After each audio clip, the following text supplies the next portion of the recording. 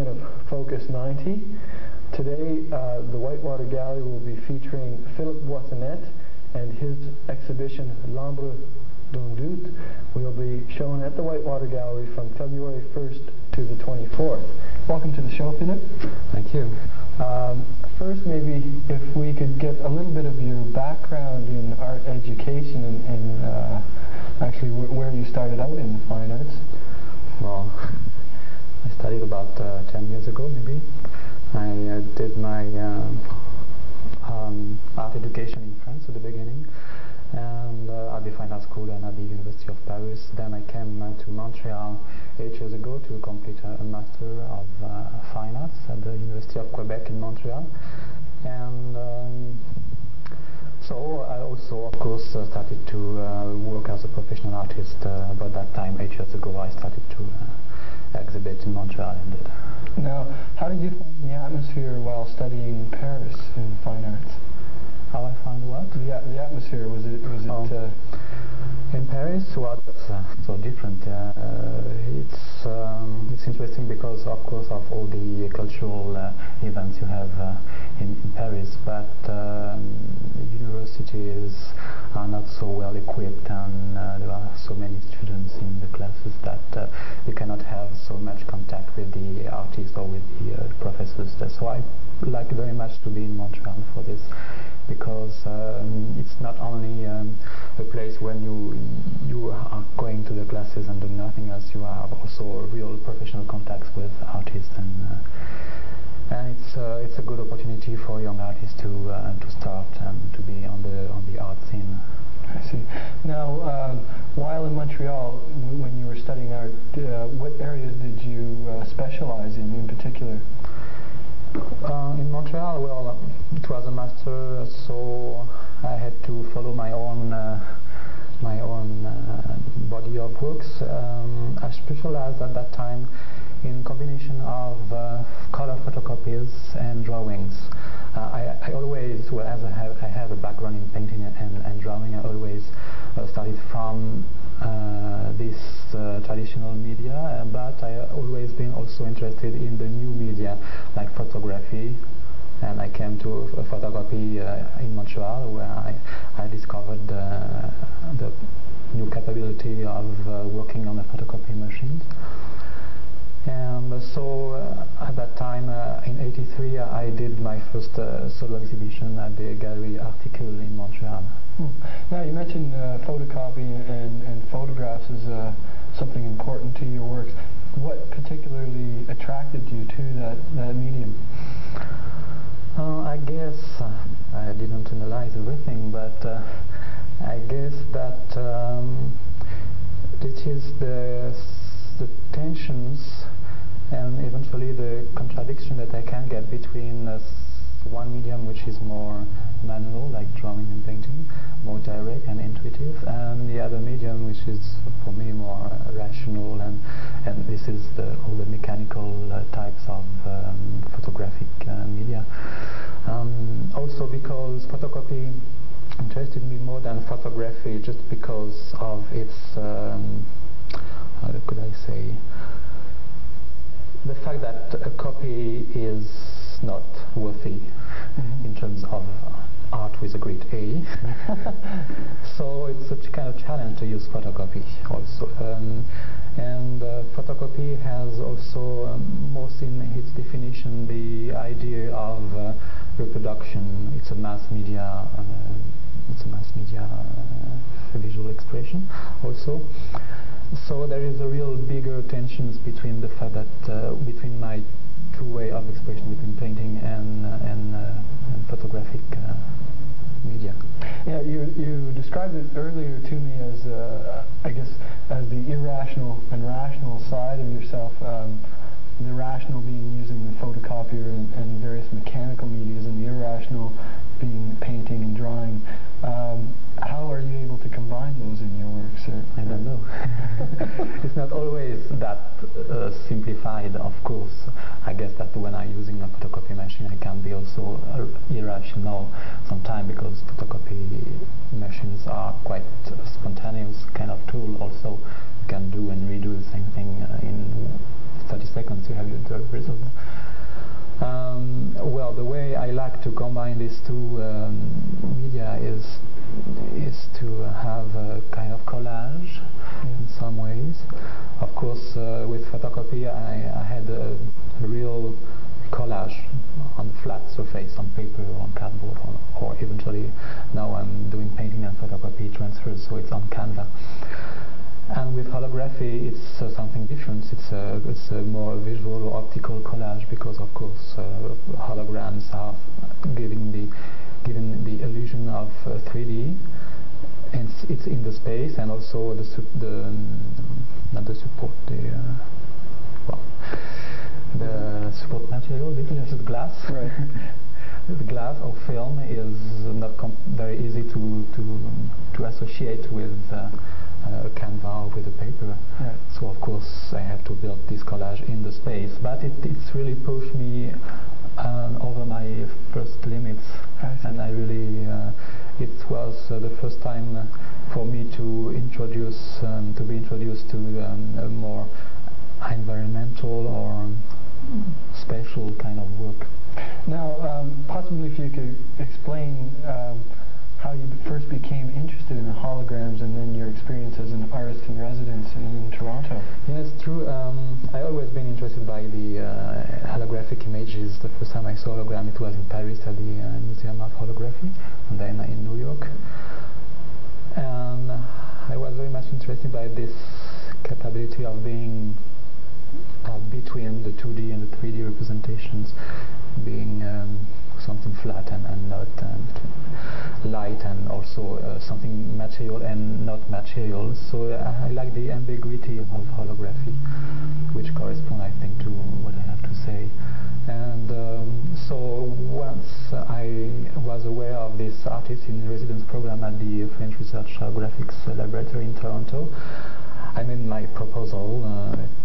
It was in '84, and they selected, I think, 5 artists in whole Canada for that time to realize their projects, even if they never did holography before. They were supported by technicians, and everything was done in order that the artist can make his project and have a good result. So it was in '85. I did my 2 first holograms at that time, and then I applied again in '86.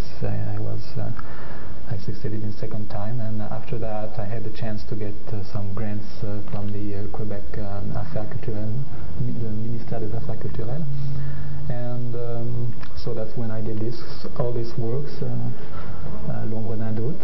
Right. Now, how did you find combining the actual holograms with, as we spoke earlier, traditional paintings and other forms that were traditional? Did you have a difficulty making that step or combination? Yes. It's really a challenge. That's why I like that, I guess. I like challenges. It's difficult, of course, because, well, first holography costs quite a lot of money. Yes. So when you start to do a hologram, you have to think quite a lot ahead in advance what you want to do, because you don't have the money to. It's not like when you do sketches, you can do 10, 20 sketches and you just change your mind and you do another one, and it is the good one. In holography, you have to have the right image. The first time when you don't have a big budget, that was like my case all the time.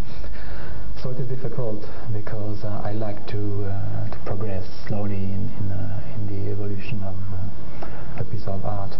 But then once I have my concept, and then when I have made my holograms, everything is not decided at that time. Then I decide, once I have my hologram in front of me, what I must do in terms of painting or sculptural effects in my studio. Maybe the biggest pleasure I have is once I am in my studio to try to combine everything and to give a form to my concept. Okay, maybe we'll get right into the show itself here at the Whitewater. The first piece that we could discuss is, I guess, is used in the rest of the piece, which is called Zone d'Ombre, and that's an actual bust. If you can go into the creation of that, and then how you use that image throughout the rest of the show. How I use the image of the hologram? Of the bust itself. the bust. The bust. Okay. Well, this is of course. Well, I have maybe here 5 or 6. Don't remember. Yeah, 6 pieces with this bust here. So it's a repetitive image, but each time I have original and unique pieces because, of course, of the integration of painting and sculpture. So there is one part which is multiple, and the second part of each artworks is a unique piece. This bust is, of course, for me has a certain meaning. It is a reference to some classical references to the what we call the cliché of the Venus or Aphrodite bust, which is quite emblematic of the Occidental culture. We have a certain heritage from the ancient Greece, and so 2,000 years ago, and all the Occidental culture has been, I think, quite influenced by our basis. The classical idea of the female figure. Now, you actually use this plaster cast or bust as the basis. The holograms were created from this bust. So yes, technically this is very special, of course. People who come in the exhibition and look to my hologram may think that the holograms has been done directly from the life model, because it looks like, and it was my purpose to give this illusion. But indeed, I used a plaster cast done from the life model, and I had to work with this plaster cast because of the limitation of the laser itself. It's very tricky to work with a laser, with a continuous wave laser. Objects and models must be very stable in order to avoid any vibration, because the laser beam is very sensitive to all vibrations. So that was an intermediate between the living body and the final step in the hologram. That's why you wanted to know, I guess.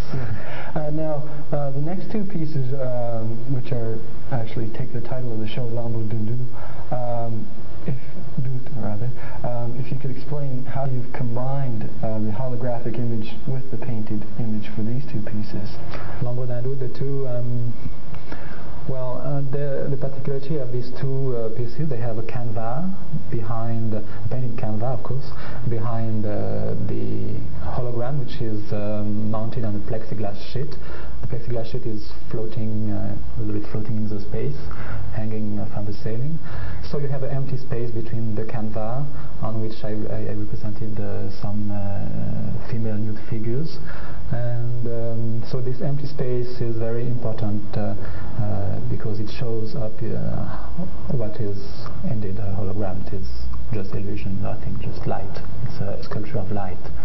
So it seems all of these works have an emphasis on that illusion between two-dimensional and three-dimensional. The emphasis is the ambiguity. It's all this body of works are dealing about ambiguity.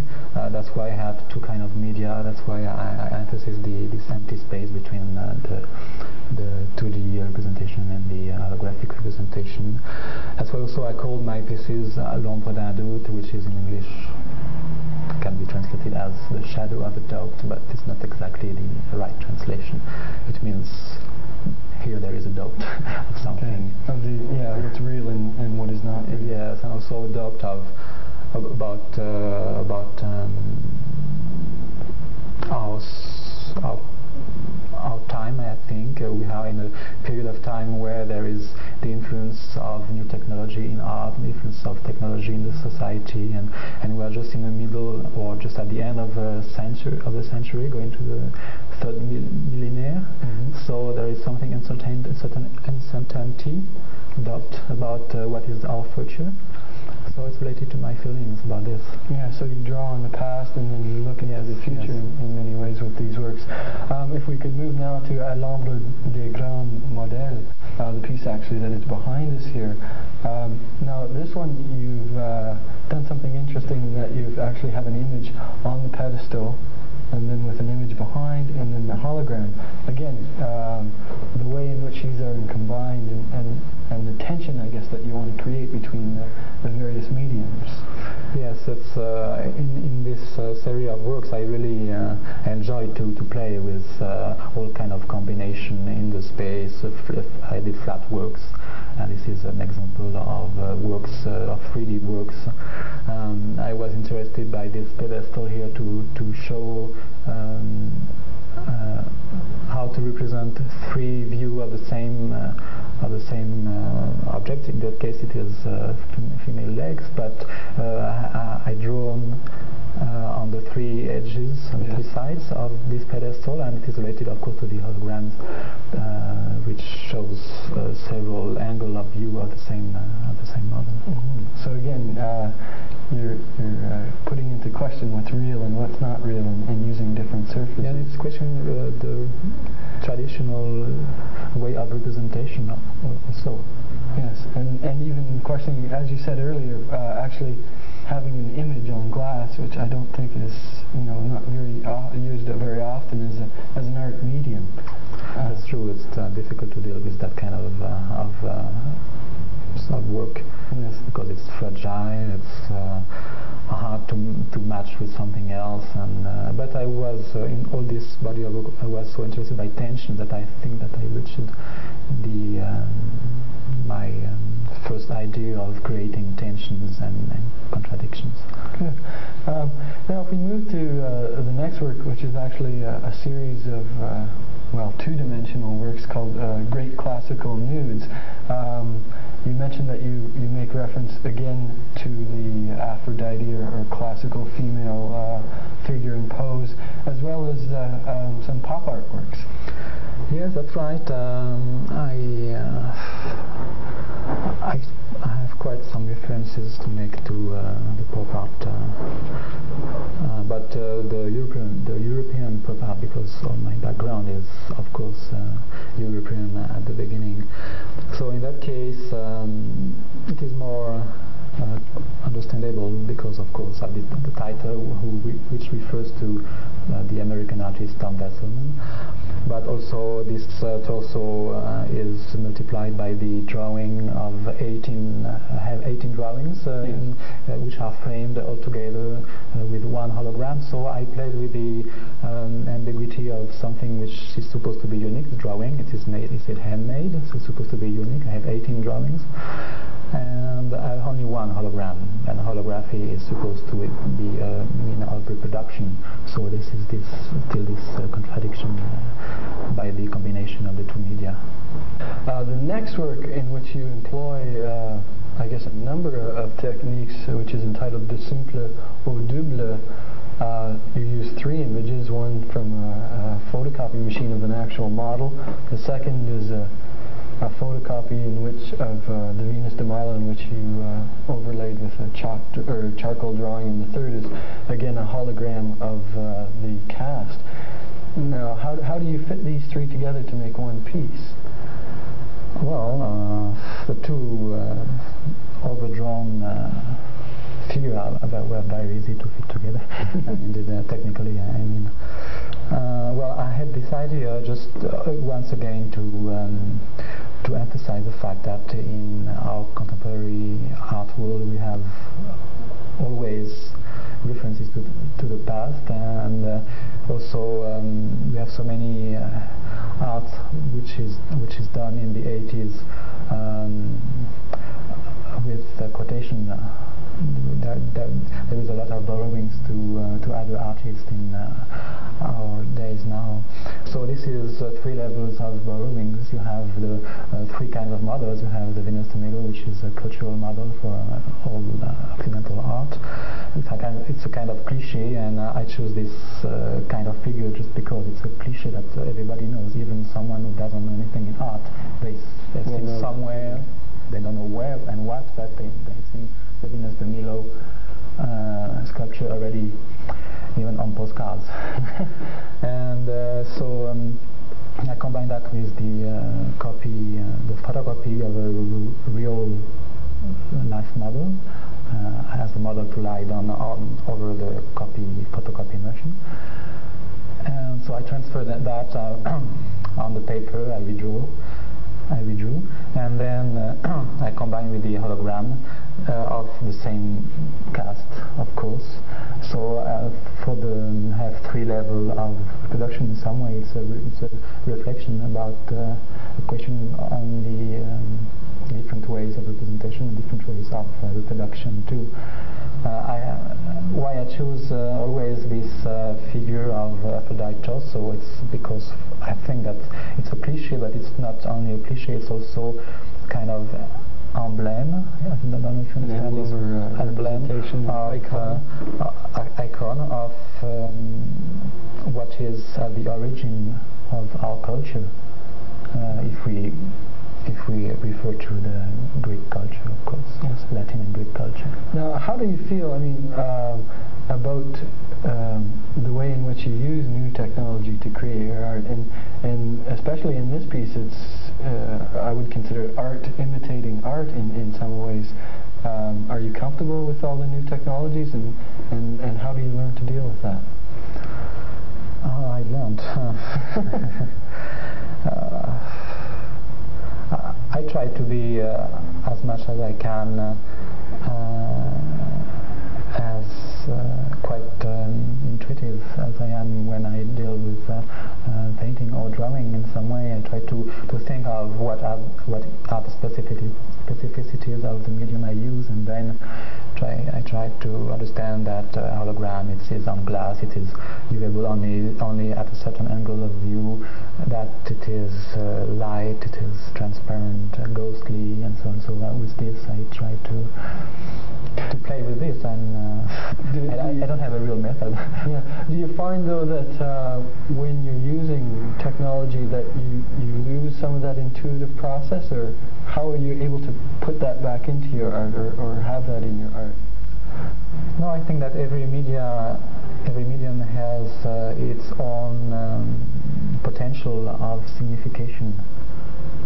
So once I have understood one aspect of the media that I want to use,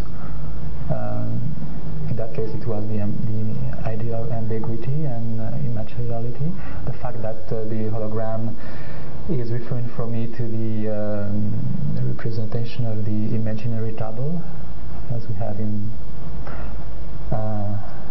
literature, for instance.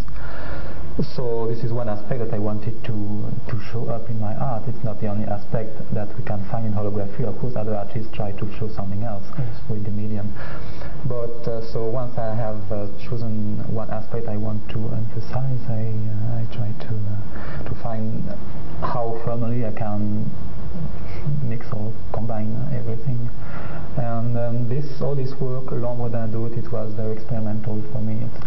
I enjoyed quite a lot it, but also it was quite difficult from time to time to find a satisfying result. But now I'm quite happy with the result. Now, the last piece that we'll discuss is actually a new piece that you've created entitled Peindre ou ne pas peindre. And maybe if you could explain how that came about. Well, this is a very new piece. I did that in '89, and it was for me the first opportunity to work with a ruby pulsed laser, which is a very powerful laser which allows to work from